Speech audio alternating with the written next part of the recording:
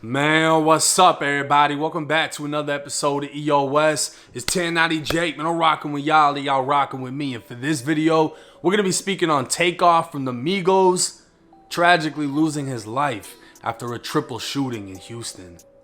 Tuesday, November 1st, 2022. Within the city of Houston, a 911 operator would receive a call at 2:34 in the morning reporting gunshots. He's on check out 22B23 1212 Grand Plaza for discharging firearms. Discharging firearms or shooting, not sure which. Just intel at Dallas. All I heard gunshots and people screaming. Officers responded to the 810 billiard bowling alley by downtown, locating a lifeless man on the third floor of the building just outside of the front door. He was identified as 28-year-old Kersnick Ball, and more commonly known as the Atlanta rapper Takeoff. Officers determined he'd been shot in the head, and Takeoff was pronounced dead at the scene. Investigators would soon learn a 23-year-old male and 24-year-old female had also been shot, suffering non-life-threatening injuries as they were able to transport themselves to hospitals from the scene. The male would be identified as Joshua Washington, Quavo's assistant. Employees at the bowling alley would give statements to investigators indicating the shooting occurred after a privately booked party at the bowling alley had ended. A large group of people had gathered at the front door area, which led to an argument followed by gunfire. The majority of those gathered, which investigators believe was roughly 40 people, fled the scene before police arrived, leaving investigators lacking information. But as the news of Takeoff being killed hit the internet, more information and videos would come to light.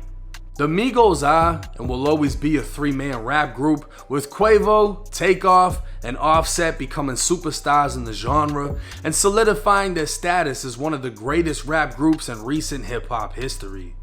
Originally from Lawrenceville, Georgia, the trio would be raised together by Quavo's mom, and all three were directly related as Quavo is Takeoff's uncle and Offset is Quavo's cousin. But within the last year, Offset would seemingly distance himself from the group, and only weeks ago, Quavo, with Takeoff by his side, would clarify he wanted to move forward with the Migos as a two-man group. A video posted to Quavo's Instagram story just before 10 p.m. would show him in a car with three other men, one of which was Jazz Prince, whose birthday had just passed. While no one is invincible and anything can happen at any time, it's only that much more harder to understand how Takeoff could have been killed when Quavo was next to one of Houston's most influential families, as Jazz Prince is one of three sons of Houston legend J Prince, the CEO of Rap-A-Lot Records. Gruesome videos of Quavo squatting by Takeoff's body would make their way around social media, as Takeoff's head can be seen laying in a pool of blood. As with many murders, especially involving celebrities, it seems witnesses instinctively take out their phones and start recording. They also don't tell the police anything for fears of retaliation, but feel perfectly comfortable releasing information on social media and gaining clout from the situation. Leaked text messages would reveal the narrative that Quavo was shooting dice and was losing badly. He'd get an attitude and become aggressive with a member of Mob Ties, a label founded and owned by Jazz Prince's brother, J Prince Jr. The text would claim the Mob Ties member got on Quavo's ass before gunshots erupted, and that it was a member of Quavo's entourage who was firing wildly, accidentally shooting Takeoff in the head, who immediately dropped to the floor and died. The text would continue by saying Takeoff was the coolest, quietest one in the room the whole time, and didn't even know what was going on when he jumped up and got shot. The text would also read Houston is about to be a no-fly zone because Mob Ties is supposed to be protecting the artists. A woman who stated through Twitter that she was a witness can be seen in a photo standing next to Takeoff before the shooting. She would claim a joke about Quavo boxing in the ring became an argument when Quavo got offended. A video of Quavo arguing with another man would hit the internet, in which it seems Quavo, who was wearing the glittery shoes, throws a punch before gunfire immediately erupts. Check it. Hold on, look. Check it. Listen. Check it out. Hold on, listen, man. They know y'all, but they're not gonna be disrespectful. They want it. though. You just get all the way, though. I didn't win. Damn, I can't about no basketball, bro. You just play basketball. You just saw me play basketball. Y'all niggas just in the gym. Play like that, bro. Don't play like that, bro. Hey, let go. I ain't finna sit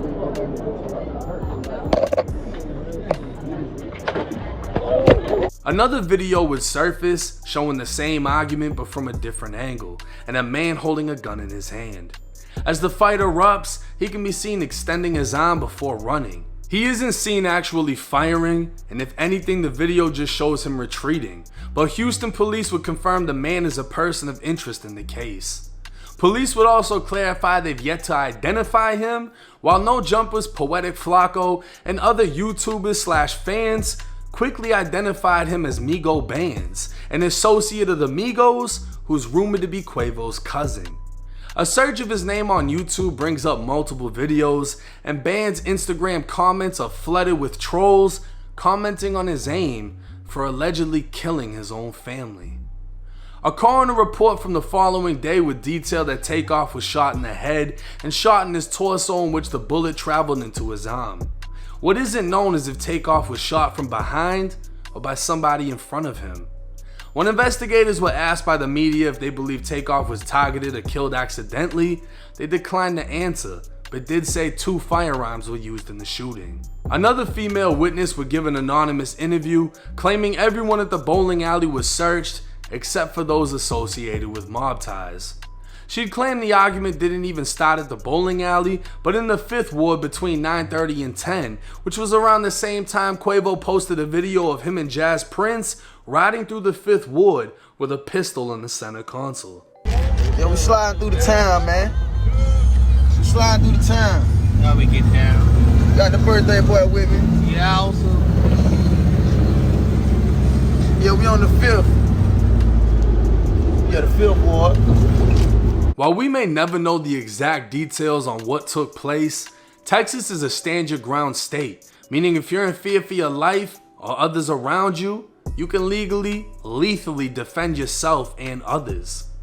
If it's true that Migo Bands was armed and fired shots, the fact that he was with multi-million-dollar artists and 2 members of their camp got shot seems to give an easy claim of standing his ground. If a bullet fired from his gun accidentally hit the wrong person or people, it's a mistake he'll regret for the rest of his life. But what we as a people need to understand is the majority of America is not trained to kill or trained to know how to react in these situations.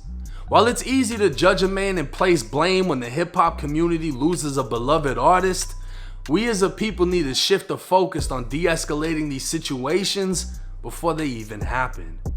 As many can agree on, Takeoff was one of the coolest, calmest rappers out, and was far from deserving such a violent death.